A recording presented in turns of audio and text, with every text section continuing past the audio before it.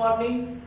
Last लेक्चरला आपण periodic टेन्सिंग, ionisation एंथॅल्पी, ionisation potential आपण study करत होतो. त्याच्यामध्ये आयोनायझेशन एंथॅल्पीची व्हॅल्यू ही आपली ग्रुप मध्ये आणि पिरियड मध्ये कशी व्हॅल्यू होते ते आपण स्टडी करत आहे. त्यामध्ये लास्ट लेक्चरला आपण पिरियड मध्ये आयोनायझेशन एंथॅल्पीची व्हॅल्यू ही व्हॅरी कशी होत जाते ते आपण इन डिटेल मध्ये आपण स्टडी केलेलं आहे.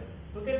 त्यानंतर नेक्स्ट बघा आता ग्रुप मध्ये व्हेरिएशन कसं होतं आयोनायझेशन एंथॅल्पीचं ते आपण स्टडी करणार आहे. तर ग्रुप मध्ये बघा in group from top to bottom, group मध्ये टॉप टू बॉटम लक्षात घ्या. आता ग्रुप आपले काय असणार आहे vertical column. Okay. In group from top to bottom,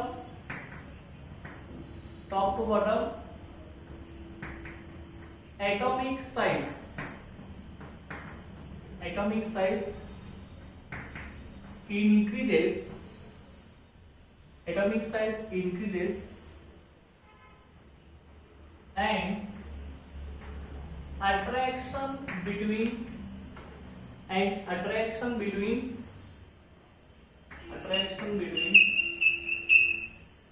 nucleus and valence electrons, nucleus and valence electrons, nucleus and valence electrons decreases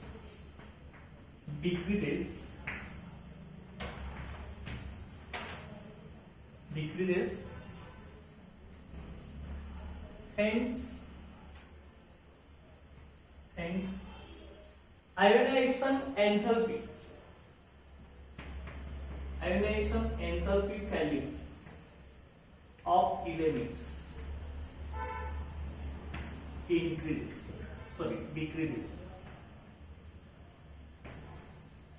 okay. Group मध्ये काय होणार लक्षात घ्या, top to bottom atomic size increase होत जाणार. atomic साइज वाढल्यामुळे काय होणार न्यूक्लियस आणि व्हॅलेन्स इलेक्ट्रॉन यांच्यामधलं अट्रॅक्शन हे कमी होत जाणार. मग अट्रॅक्शन कमी झालं तर काय होणार आयोनायझेशन एंथॅल्पीची व्हॅल्यू जी आहे ती आपली काय होणार आहे डिक्रीज होणार. ओके. लक्षात ते बघा आपला हा ग्रुप असेल समजा, ग्रुप मध्ये आता टॉप टू बॉटम असे आपली atomic साइज आपली वाढत चालली लक्षात. ओके. ओके. ती असतील टॉप टू बॉटम वरून खाली लक्षात घ्या.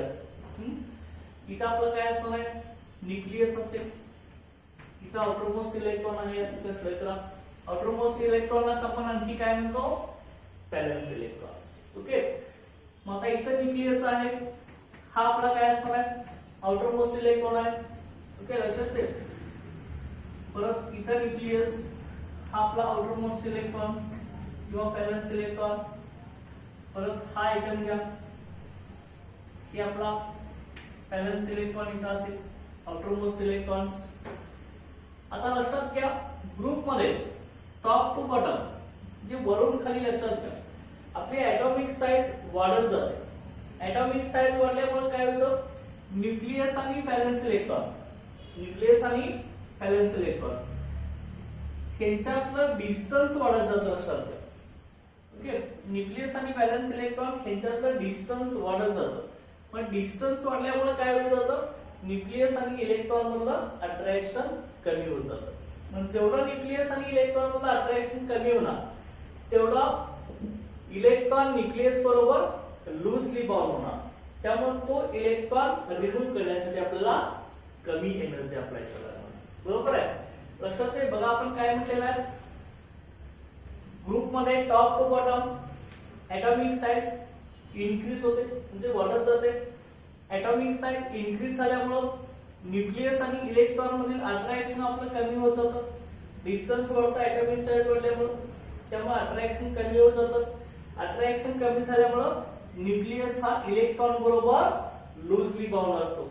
लूजली बाउंड असल्यामुळे तो इलेक्ट्रॉन रिमूव्ह करण्यासाठी आपल्याला एकदम कमी एनर्जी अप्लाय करावी लागत असते. त्यामुळे ओके हा लूजली बाउंड इलेक्ट्रॉन इझिली आपला रिमूव्ह होत असतो. त्यामुळे आयोनायझेशन एंथॅल्पीची व्हॅल्यू जी आहे ती आपली काय होत जाते डिक्रीज होत जाते top to bottom. Okay. Group मध्ये टॉप टू बॉटम आपली आयोनायझेशन एंथॅल्पी व्हॅल्यू डिक्रीज होत जाते. लक्षात आहे, याचं रिझन आहे की लक्षात ठेवायचं.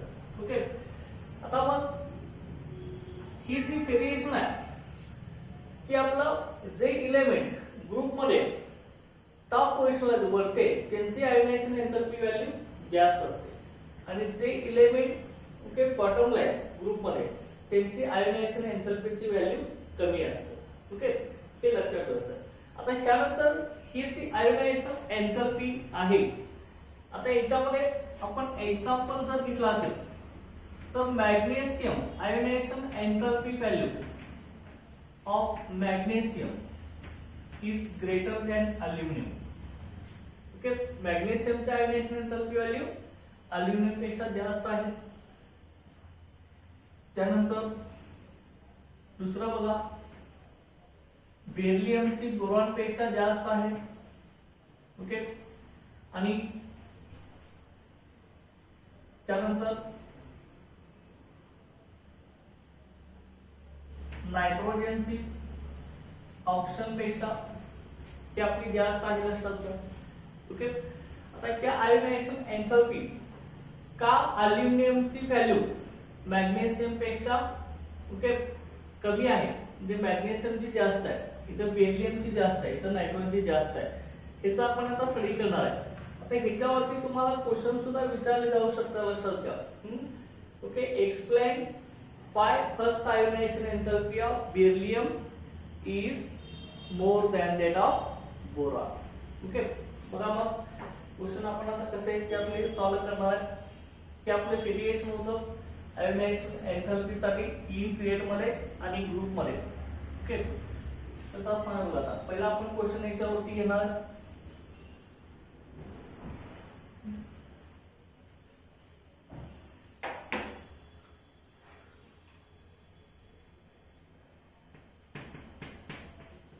Explain why first ionization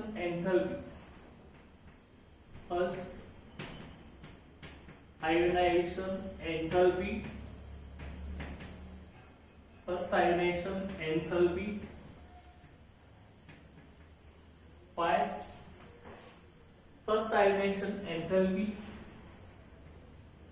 of boron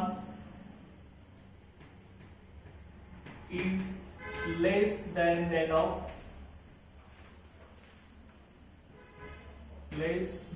of beryllium.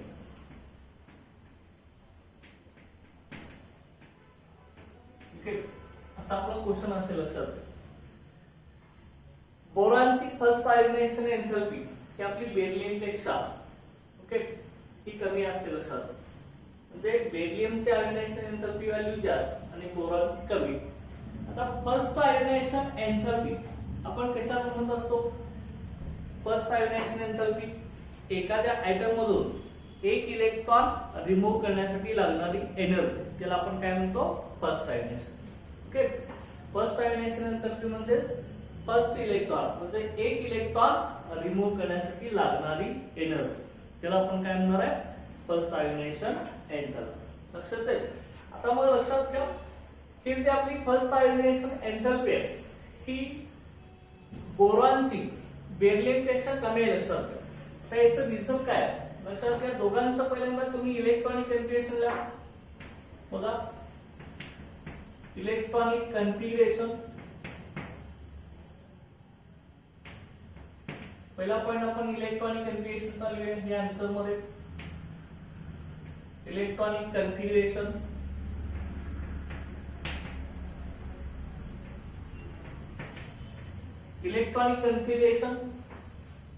हे आपलं कसं असणार आहे? बघा, इलेक्ट्रॉनिक कन्फिगरेशन पहिल्यांदा बोरॉन साठी लिहूया. बोरॉन बी. ओके, याचा ऍटॉमिक नंबर किती आहे? बघा, Z5. Okay, atomic number Z5. Electronic configuration कसं लिहिणार तुम्ही आता? कसं लिहिणार बघा, 1s2 त्यानंतर 2s2 त्यानंतर 2p1. ही कुणासाठी आलं? बोरॉनचं इलेक्ट्रॉनिक कन्फिगरेशन. ओके, बोरॉनला आपण बी ह्या सिम्बॉलने रिप्रेझेंट करत असतो. त्यानंतर बेरिलियम. बेरिलियमचं सिम्बॉल कसं आहे आपलं? बी. ओके, मग हे कसं लिहितो आपण? Z=4. याचा ऍटॉमिक नंबर किती आपला? बेरिलियमचा 4 आहे. मग इलेक्ट्रॉनिक कन्फिगरेशन कसं लिहिणार सांगा? 1s2 2s2. ओके, ते असं दोघांचं इलेक्ट्रॉनिक कन्फिगरेशन आपण आता लिहिलं आहे. लक्षात आलं? आता इथे लक्षात घ्या, दोघांचे इलेक्ट्रॉनिक कन्फिगरेशन तुम्ही आता बघू शकता.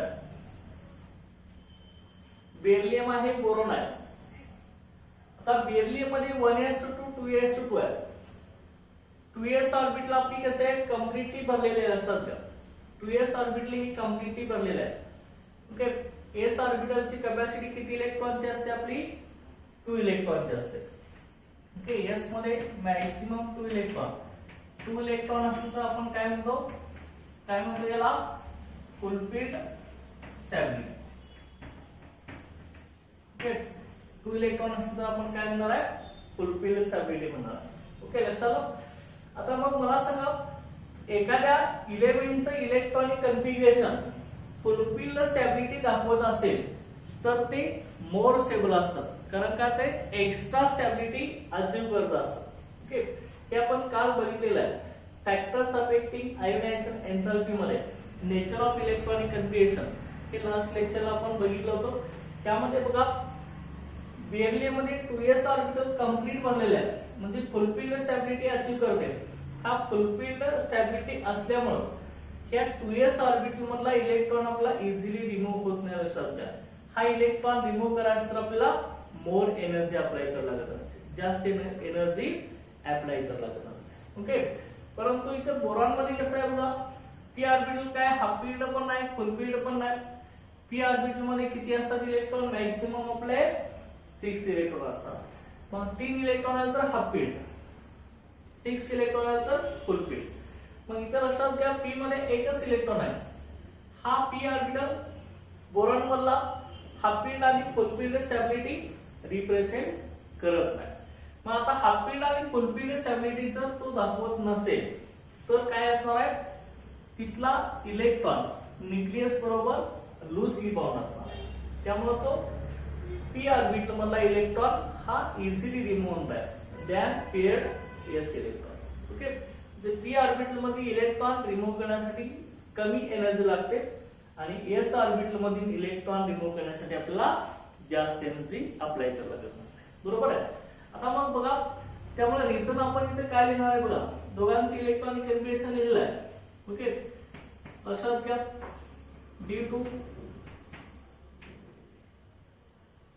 due to paired, due to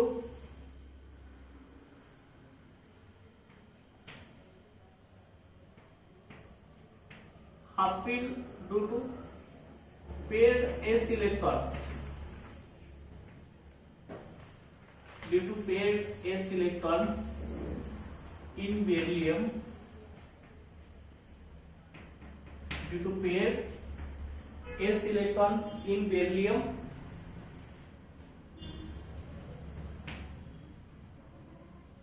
it acquires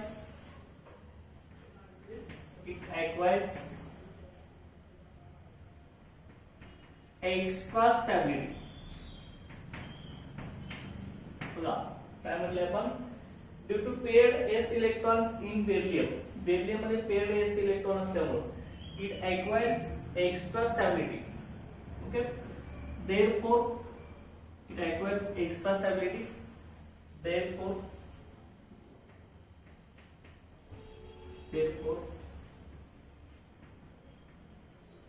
more energy, therefore more energy is required, therefore more energy is required to remove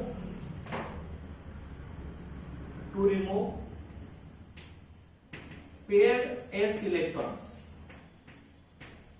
paired s electrons than unpaired p electrons. Than unpaired p electrons. Okay. Hence ionization enthalpy. Hence first ionization enthalpy. Hence first ionization enthalpy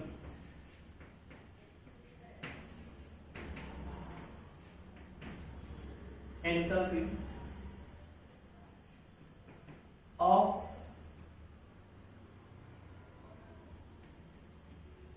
beryllium is more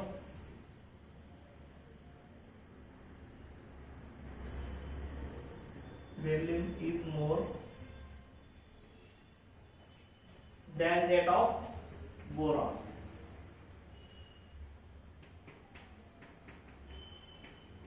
Okay, हे लक्षात ठेवा. Okay, beryllium मध्ये paired S electrons आहेत, त्यामुळे ते extra stability achieve करत असतं.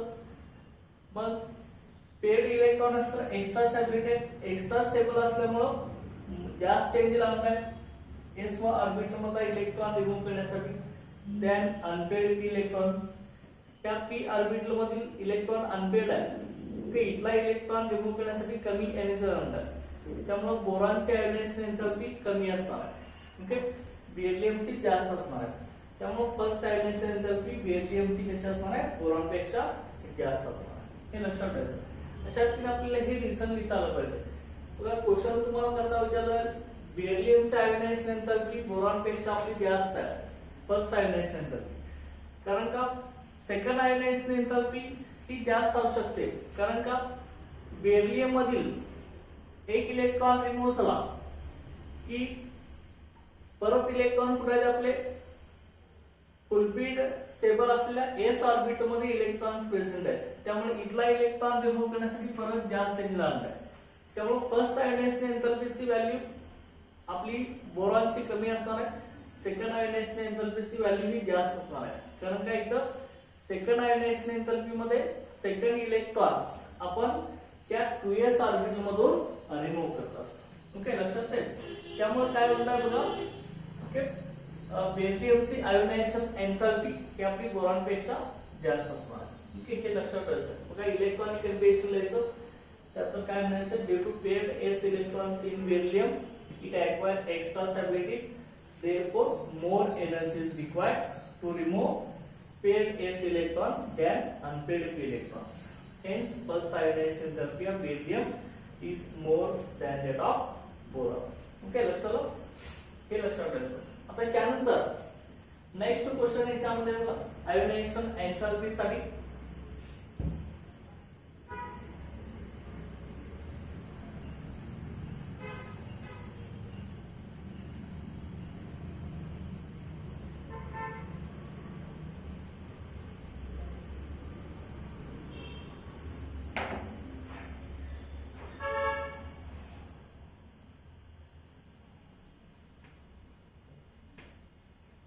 explain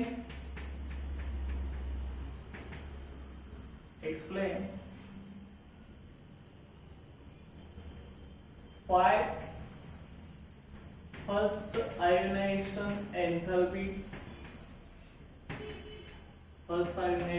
enthalpy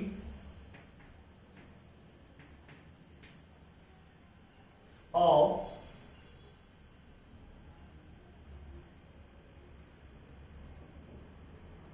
first ionization enthalpy of oxygen is less than that of nitrogen. Okay, हा आपला क्वेश्चन आहे, लक्षात घ्या. Explain why first ionization enthalpy of oxygen is less than that of nitrogen. Okay, ज्या ऑक्सिजनची first ionisation एंथॅल्पीची value ही आपली nitrogen पेक्षा कमी आहे, याचं रिझन काय आहे हे आपल्याला बघायचं आहे. आता बघा, फर्स्ट आयोनायझेशन एंथॅल्पी म्हणजेच काय, फर्स्ट इलेक्ट्रॉन रिमूव्ह करण्यासाठी लागणारी एनर्जी, त्याला आपण काय म्हणणार आहे, फर्स्ट आयोनायझेशन एंथॅल्पी. ओके, आता बघा मग सुरुवातीला आपण दोघांचे इलेक्ट्रॉनिक कन्फिगरेशन लिहिणार आहे, ऑक्सिजन आणि नायट्रोजन. बघा इलेक्ट्रॉनिक कन्फिगरेशन,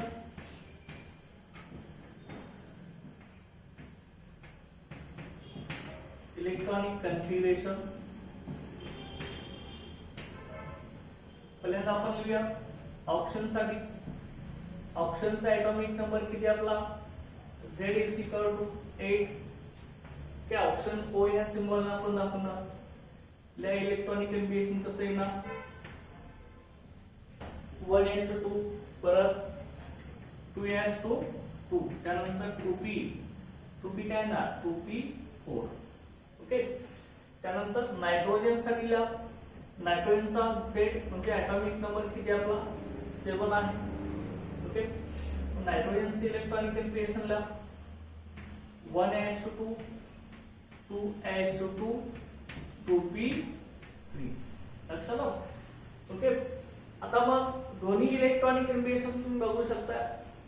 ऑक्सिजन मध्ये काय आपलं 2p4 आहे, नायट्रोजन मध्ये काय आपलं 2p3.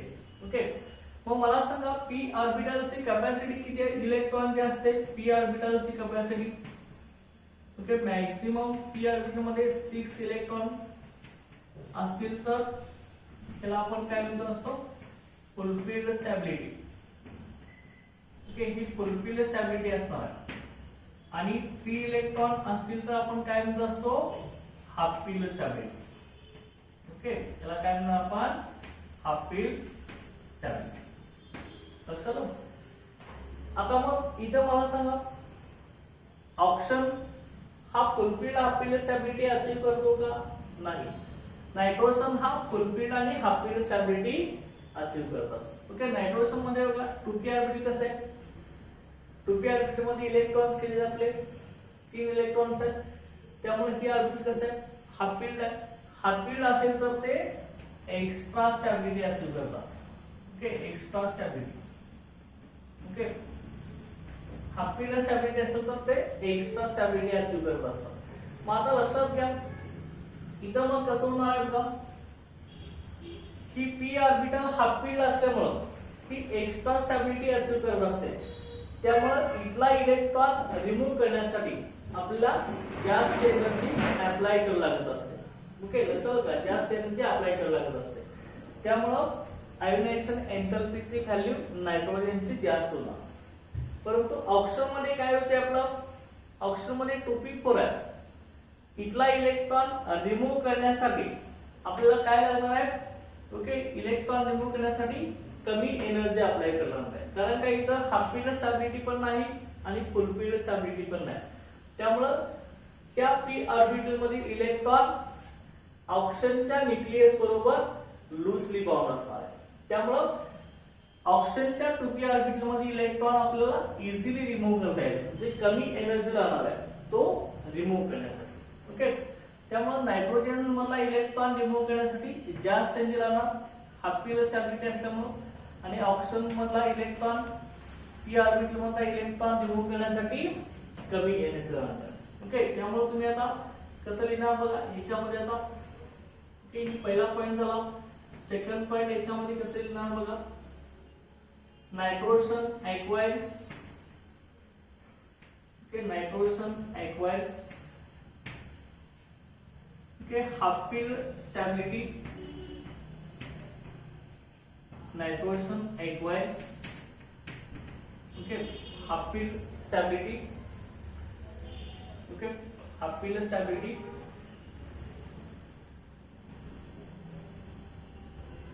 Nitrogen acquires half field stability. Therefore, nitrogen acquires half field stability.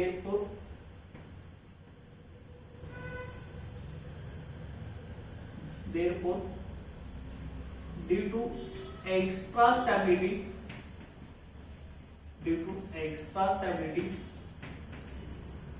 of half filled p orbitals, due to extra stability of half filled p orbitals, half filled p orbital, half filled p orbital, it requires more energy. Okay, it requires more energy. It requires more energy to remove p electrons. Okay, to remove p electrons. आणि आपण काय सांगू शकतो, आणखी आपण काय सांगू शकणार बघा, in oxygen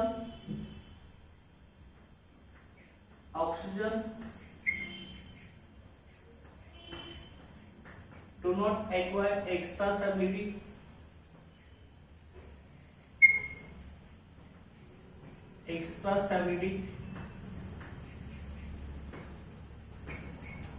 okay, therefore it loses electrons.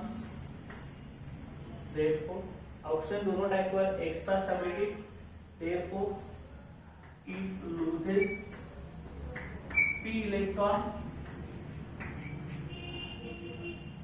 easily. Therefore it loses p electron easily. Then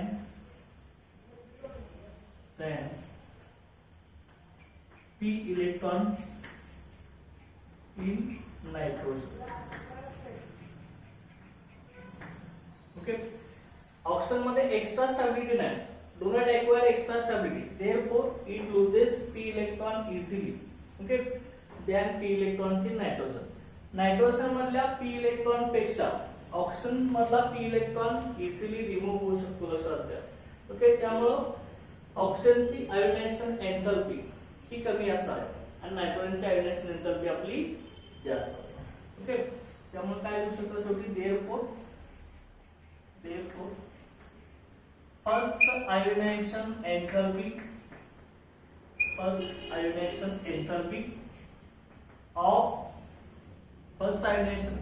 of nitrogen is more than that of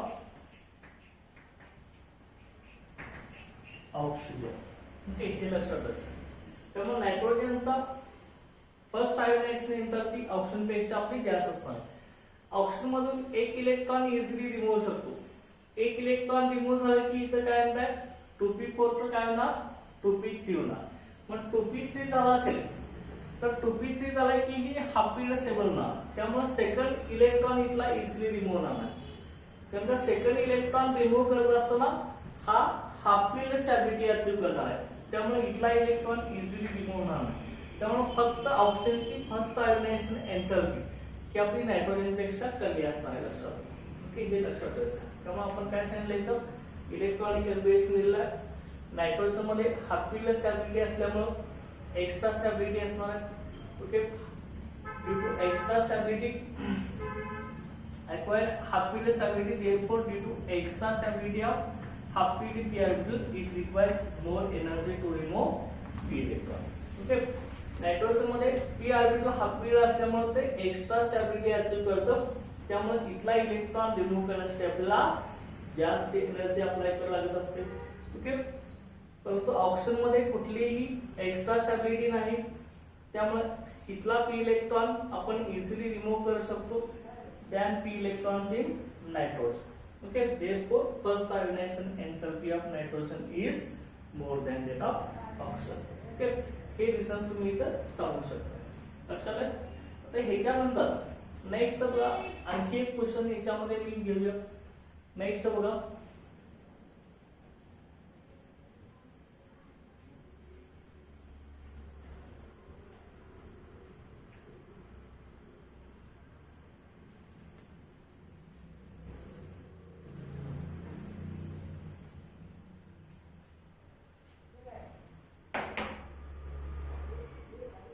next question बघा, ionization enthalpy, ionization enthalpy or ionization potential. Ionization एंथॅल्पीलाच आपण ionization potential असं म्हणतो. Ionization एंथॅल्पी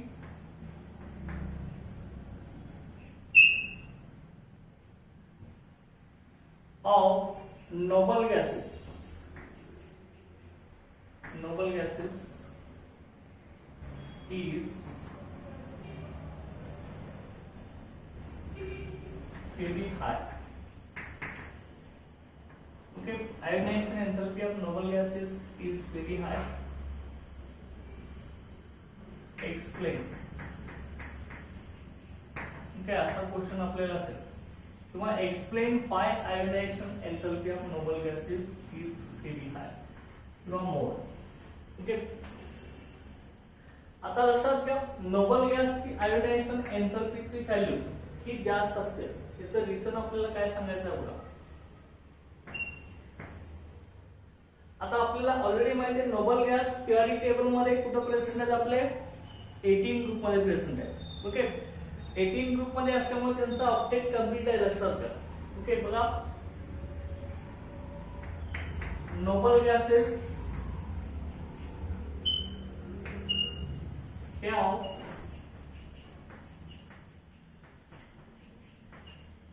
complete filled orbital. Noble gas मध्ये complete filled orbitals असतात. Okay, orbital completely भरले असतात. NaSO2 Np6. Okay, S आणि P ऑर्बिटल कंप्लीट भरलेले असतात लक्षात घ्या. S मध्ये 2 इलेक्ट्रॉन असतात, P मध्ये 6 इलेक्ट्रॉन असतात. टोटल आपले 8 इलेक्ट्रॉन येत असतात. त्यामुळे यांचं ऑक्टेट कंप्लीट असतं लक्षात घ्या. ओके, ऑक्टेट म्हणजे काय आउटर मोड सेल मध्ये 8 इलेक्ट्रॉन प्रेझेंट असतात. ओके, आता लक्षात घ्या पहिले सेंटेन्स आपण काय सांगितले नोबल गॅसेस किंवा कंप्लीट फील्ड ऑर्बिटल्स. ओके, त्यानंतर सेकंड रिझन काय बघा याच्यामध्ये noble gases is most stable elements, most stable elements in any period.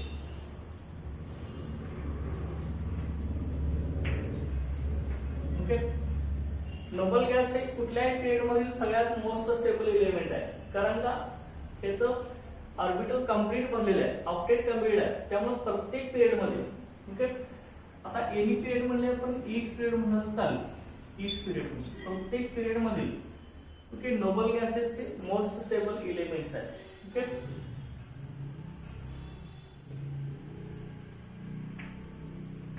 त्यानंतर नेक्स्ट बघा noble gases have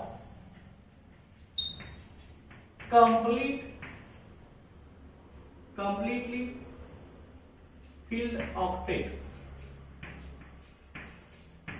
Noble gases have completely filled octet and therefore it acquires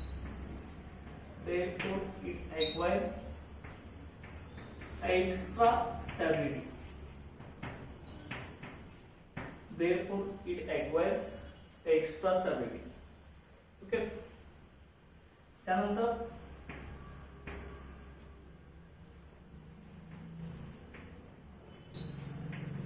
due to complete filled octet,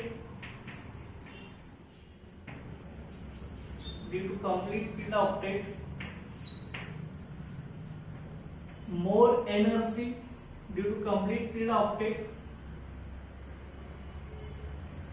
of noble gases, more energy required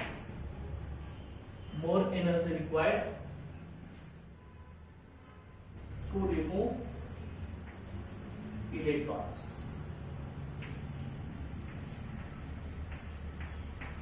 electrons. hence ionization enthalpy of noble gases. Hence ionization enthalpy of noble gases is very high. Okay, तर चला हे reason आपल्याला लक्षात ठेवता आलं पाहिजे. Nobel गॅसची ionisation एंथॅल्पीची value सगळ्यात जास्त आहे. याचं रिझन काय? नोबल गॅसेस यांचं ऑर्बिटल कंप्लीट बनलेले असतात, त्यामुळे noble gas most stable element असतात प्रत्येक पेअर मध्ये. आता नोबल गॅसेस कुठले आहेत आपले? Helium, neon, argon, krypton, xenon आणि रेडॉन. हे आपले कुठल्या ग्रुप मध्ये? 18 ग्रुप मध्ये पिरियडिक टेबल मध्ये प्रेझेंट आहे. सर हा फर्स्ट पिरियड मध्ये एलिमेंट आहे, हा सेकंड पिरियड, हा थर्ड, हा फोर्थ पिरियड, हा फिफ्थ पिरियड. ओके ओके, आणि हा आपला सिक्स्थ पिरियड मध्ये. Okay, helium, neon, argon, krypton, xenon, radon. Okay, हे असे रिस्पेक्टिव्ह एलिमेंट्स आपले पिरियडिक टेबल मध्ये प्रेझेंट आहेत. आता लक्षात घ्या, आयोनायझेशन एंथॅल्पी ह्याची जास्त का असते? आपण काय रिझन सांगितलंय? कंप्लीटली फिल्ड ऑर्बिटल आहे, त्यामुळं ऑर्बिटल कंप्लीटली फिल्ड असल्यामुळे प्रत्येक पेअर मध्ये ते मोस्ट स्टेबल एलिमेंट्स आहेत. ओके, फर्स्ट पेअर मधला हेलियम स्टेबल, सेकंड पेअर मधला निऑन स्टेबल असणार. ओके, प्रत्येक पेअर मधला नोबल गॅसेस हा मोस्ट स्टेबल आहे ऑर्बिटल कंप्लीटली भरल्यामुळे. त्यामुळे नोबल गॅसेस ऑर्बिट कंप्लीटली भरल्यामुळे ते एक्स्ट्रा स्टॅबिलिटी अचीव करतात. Due to completely filled octet, therefore it acquires extra stability. आणि मग एक्स्ट्रा स्टॅबिलिटी असल्यामुळे हे completely filled octet noble gas असल्यामुळे आपल्याला इलेक्ट्रॉन रिमूव्ह करण्यासाठी जास्त एनर्जी अप्लाय करावी लागत असते. पण जेवढी एनर्जी जास्त लागणार इलेक्ट्रॉन रिमूव्ह करण्यासाठी, तेवढी आयोनायझेशन एंथॅल्पीची व्हॅल्यू जास्त असते. चल काय हे रिझन आपण सांगायचं. ओके, काय सांगितलं बघा आपण? नोबल गॅसेस ह्या completely filled orbital. Noble gases is most stable element in each period. Noble gases have completely filled octet and therefore it acquires extra stability. Okay, due to completely filled octet of noble gases, more energy is required to remove electrons. Okay, therefore our hence ionization enthalpy of noble gases is very high. Next चला, noble gas मध्ये orbital completely filled असतं, octet complete झाल्यामुळे तिथला electron remove करण्यासाठी आपल्याला जास्त energy apply करावी लागते. त्यामुळे आयोनायझेशन एंथॅल्पीची व्हॅल्यू आपली काय होत असते? इन्क्रीज होत असते. लक्षात आलं? ओके, अशा रीतीने ही आयोनायझेशन एंथॅल्पीचा आपला कन्सेप्ट होता. ओके, लक्षात आलं? आता त्यानंतर नेक्स्ट आपण आता पिरियडिक ट्रेंड्स आणि पिरियडिक प्रॉपर्टीज आपण स्टडी करणार आहे.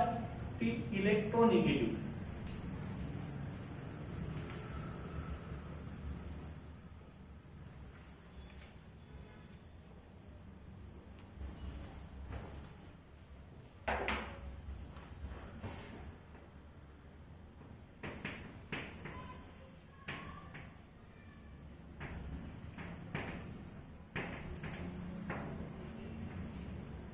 इलेक्ट्रोनिगेटिव्हिटी. आता ही इलेक्ट्रोनिगेटिव्हिटी कशी असणार आहे बघ.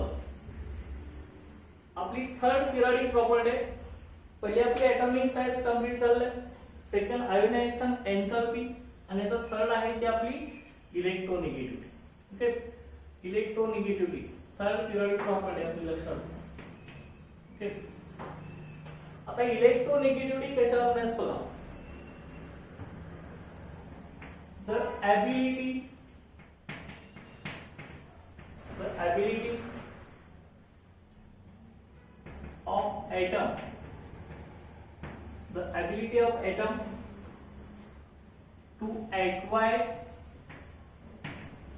The ability of atom to acquire shared pair of electrons The ability of atom to acquire shared pair of electron towards itself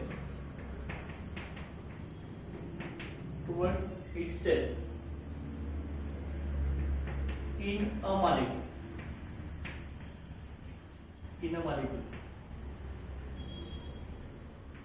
is known as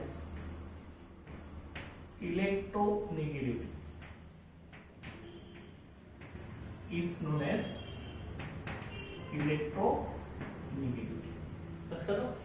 लक्षात घ्या. इलेक्ट्रोनिटी म्हणजेच काय, एखाद्या मॉलिक्यूल मधील ऍटमची कॅपॅसिटी अशी असते की शेअर्ड पेअर ऑफ इलेक्ट्रॉन तो स्वतःकडे अट्रॅक्ट करून घेत असतो. लक्षात घ्या. Ability of atom to acquire shared pair of electron towards itself. Okay. एखाद्या मॉलिक्यूल मधील ऍटमची कॅपॅसिटी अशी असते की स्वतःकडे तो इलेक्ट्रॉनची पेअर अट्रॅक्ट करून घेत असतो. त्यालाच आपण इलेक्ट्रोनेगेटिव्हिटी असं म्हणत असतो. फॉर एक्झाम्पल लक्षात घ्या, आपण एखादं जनरल एक्झाम्पल इथे घेतलं असेल. समजा हा आपला एबी मॉलिक्यूल असेल. Okay, AB molecule. आता ह्या एबी मॉलिक्यूल मध्ये ऍटम्स कुठले आहेत आपले, कुठले ऍटम्स आहेत, ए आणि बी हे दोन ऍटम्स आपले प्रेझेंट आहेत. ओके. आता मग हे कसं असणार लक्षात ठेवा यामध्ये. आता हा एबी मॉलिक्यूल मी अशा पद्धतीने दाखवणार आहे. ए डॅश बी हा बॉन्ड असणार आहे दोघांच्या मध्ये, एबी ऍटम मध्ये. आता मग हा जो बॉन्ड आहे, एक बॉन्ड तयार होण्यासाठी किती इलेक्ट्रॉन लागतात आपले, 2 इलेक्ट्रॉन्स. चलो, म्हणजे हा एबी मॉलिक्यूल जो आहे त्याच्यामध्ये लक्षात घ्या इथं 2 इलेक्ट्रॉन आपले प्रेझेंट असणार आहेत. ओके. एक बॉन्ड तयार होण्यासाठी आपले 2 इलेक्ट्रॉन लागणार आहेत. ओके. हा बॉन्ड मध्येच 2 इलेक्ट्रॉन असणार आहेत. मग आता इथं काय होत असतं लक्षात घ्या, कुठल्या तर एका ऍटमची कॅपॅसिटी अशी असते की ही शेअर्ड पेअर ऑफ इलेक्ट्रॉन्स आहे. आता shared pair of electrons, he pair of electron लक्षात घ्या, इलेक्ट्रॉनची जोडे लक्षात घ्या. ओके. पेअर शेअर्ड मध्ये इथं शेअर झाले इलेक्ट्रॉन्स. ह्या शेअर्ड इलेक्ट्रॉन म्हणजे बोरॉन ह्या बी ऍटमचा एक इलेक्ट्रॉन असणार आहे आणि हा ए ऍटमचा एक इलेक्ट्रॉन असणार आहे. ह्या दोघांच्या इलेक्ट्रॉन पासून हा आपला एबी मध्ये कोव्हॅलेंट बॉन्ड तयार झाला असणार आहे. ओके. मग ही आपली शेअर्ड पेअर ऑफ इलेक्ट्रॉन आहे. शेअर केलेले इलेक्ट्रॉन्स त्यांची पेअर आहे, शेअर्ड पेअर ऑफ इलेक्ट्रॉन्स. मग ह्या एबी मॉलिक्यूल मध्ये ही शेअर्ड पेअर ऑफ इलेक्ट्रॉन्स ही स्वतःकडे अट्रॅक्ट करण्याची ज्या ऍटमची कॅपॅसिटी असते त्याला आपण काय म्हणणार आहे, इलेक्ट्रोनेगेटिव्हिटी. ओके. समजा आपण आता हा ऍटम घेतला असेल, बी ऍटम समजा मोर इलेक्ट्रोनेगेटिव्ह असेल, तो इलेक्ट्रॉनची पेअर स्वतःकडे काढून घेत असेल. ओके. बघा कसं दिसतं मग आपल्याला, त्या बी ऍटम ने इलेक्ट्रॉनची पेअर काढून घेतली तर आपल्याला काय मिळणार आहे, ए प्लस आणि काय मिळणार आहे तर बी वरती इलेक्ट्रॉनची पेअर आली आणि इलेक्ट्रॉन काढून घेतल्यामुळे याच्यावरती चार्ज कुठला आला आपला, निगेटिव्ह चार्ज. लक्षात आहे अशा पद्धतीने. ओके. बी ने ही शेअर्ड पेअर मधले दोन्ही इलेक्ट्रॉन्स काढून घेतले, त्यामुळे ही दोन्ही इलेक्ट्रॉन ऍज इट इज डॉटच्या फॉर्म मध्ये आपण लिहिले आणि इलेक्ट्रॉन विड्रॉ केले, काढून घेतले, त्याच्यामुळे याच्यावरती चार्ज कुठला आला, निगेटिव्ह चार्ज. ओके. आणि ह्या ए ऍटम ने दिले त्यामुळे त्याच्यावरती पॉझिटिव्ह चार्ज. ओके. लक्षात, हे लक्षातच आहे. ओके. किंवा इथं असं पण असू शकेल, ए आणि बी असं असेल की आपली शेअर्ड पेअर ऑफ इलेक्ट्रॉन्स आहे. समजा इथं बी मोर इलेक्ट्रोनेगेटिव्ह असेल, बी मोर इलेक्ट्रोनेगेटिव्ह आहे, त्यामुळे बी न इलेक्ट्रॉन काढून घेतले. समजा आपला इथं ए मोर इलेक्ट्रोनेगेटिव्ह असेल,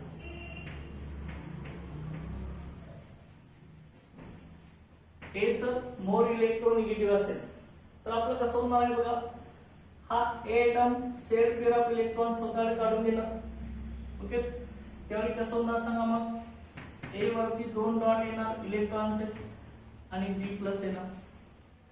हे कुठलाही एखाद्या मॉलिक्यूल मधील एखाद्या ऍटमची ऍबिलिटी किंवा कॅपॅसिटी असे असते share pair of electrons okay स्वतःकडे काढून घेणे. जो ऍटम मॉलिक्यूल मधील शेअर पेअर ऑफ इलेक्ट्रॉन स्वतःकडे ओढून घेतो किंवा काढून घेतो त्याच्यावरती निगेटिव्ह चार्ज येतो आणि दुसऱ्यावरती पॉझिटिव्ह चार्ज. ओके जो मोर इलेक्ट्रोनिगेटिव्ह आहे त्याच्यावरती निगेटिव्ह चार्ज आणि त्याच्यावरती इलेक्ट्रॉनची पेअर आपण दाखवत असतो. ओके लक्षात आलं. शक्तीने ही आपली इलेक्ट्रोनिगेटिव्हिटी लक्षात घ्या. ओके लक्षात घ्या. आता त्यानंतर नेक्स्ट लेक्चरला आपण ह्याच्यामध्ये इलेक्ट्रोनिगेटिव्हिटीचं व्हेरिएशन कसं होतं पिरियड आणि ग्रुप मध्ये आणि कुठले कुठले फॅक्टर्स ही इलेक्ट्रोनिगेटिव्ह वरती अफेक्ट करतात हे आपण स्टडी करणार आहोत. Okay thank you.